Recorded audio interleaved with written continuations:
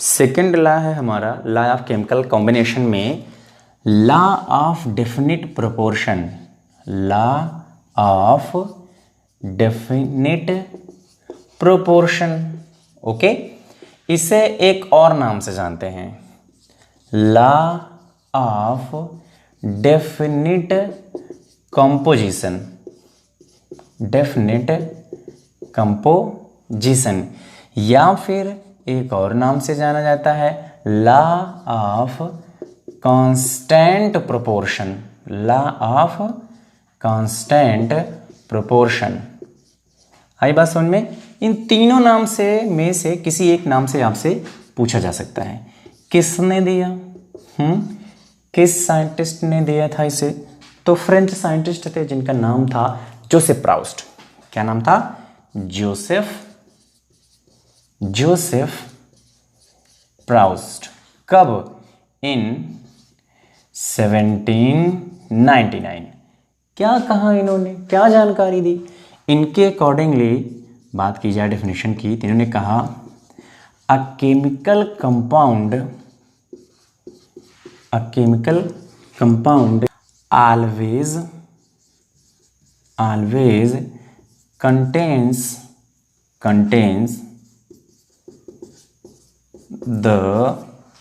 always contains the same elements combined together in a fixed composition by mass। मतलब यह हुआ कि कोई भी केमिकल कंपाउंड अगर हम लोग लेते हैं तो जितने भी एलिमेंट उसमें मौजूद हैं उन सभी एलिमेंट का बाय मास रेशियो देखा जाए तो उस कंपाउंड में हमेशा फिक्स होगा। अब वो चाहे जिस सोर्स से बना हो। मीन्स एग्जांपल के तौर पे अगर हम लोग देखें, जैसे अगर मैं कह दूं आपसे कि रिवर का पानी अगर मैं ले लूं, क्लियर, वेल का मैं ले लूं, ट्यूब वेल का ले लूं, मैं ट्यूब वेल का मैं पानी ले लूं, इंडिया से ले लूं, ओके, या फिर यूएसए से ले लूं, कहीं का भी वाटर में उठाऊं, किसी भी सोर्स से उठाऊं, किसी भी कंट्री का उठाऊं, भाई वाटर का फार्मूला H2O ही होगा।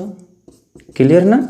अगर H2O ही है तो बाई मास रेशियो, और आपने बोला था ना ये चीज यहाँ पे क्या, कि सेम एलिमेंट जितने भी वाटर मॉलिक्यूल चाहे जिस कंट्री के हो, चाहे जिस सोर्स से मिले हुए हो, उनका जो कंपोजिशन देखा जा रहा है वो क्या मिल रहा है? H2O ही है, वो चाहे जहाँ के हो।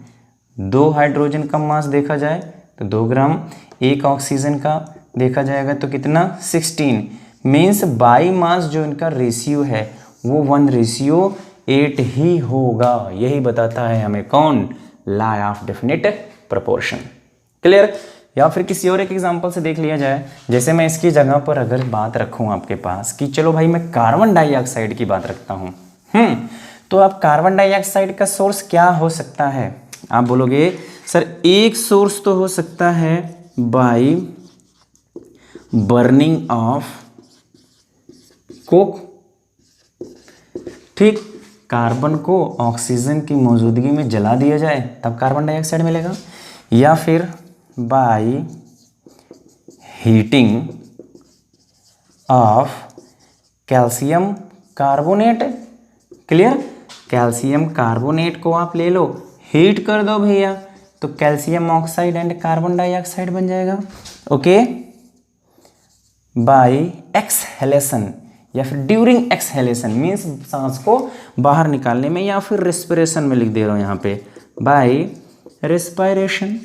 इसके दौरान भी क्या निकलती है हमारे पास? Carbon dioxide. मीन्स ये कार्बन डाइऑक्साइड का सोर्स चाहे जो हो, चाहे जहाँ से हो, लेकिन अगर देखा जाए तो कार्बन और ऑक्सीजन का रेशियो फिक्स है।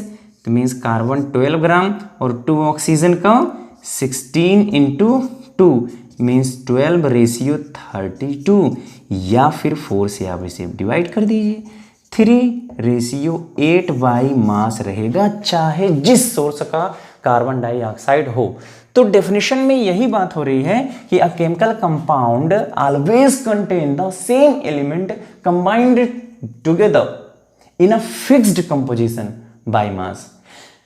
डेफिनेशन क्लियर, एग्जाम्पल से क्लियर हो गया। अब बातें आती हैं कि सर क्या ये भी हर जगह अप्लाई होता है, किसकी भी कुछ लिमिटेशंस हैं? तो भाई लिमिटेशंस तो हैं, तभी तो अगले रूल्स की हमें ज़रूरत पड़ती है। हाँ, तो आइए देखते हैं इसकी क्या लिमिटेशन है। तो लिमिटेशंस में हम लोग बात करने वाले हैं कि किन किन जगहों पर ये रूल अप्लाई नहीं होता। यहीं से लॉ ऑफ डेफिनेट प्रोपोर्शन कहाँ नहीं अप्लाई होता, बाकी हर जगह होता है।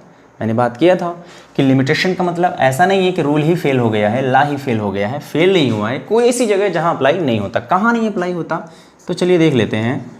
लिमिटेशन में एक टर्म है क्लास आइसोटॉप, तो आप जानते ही होंगे।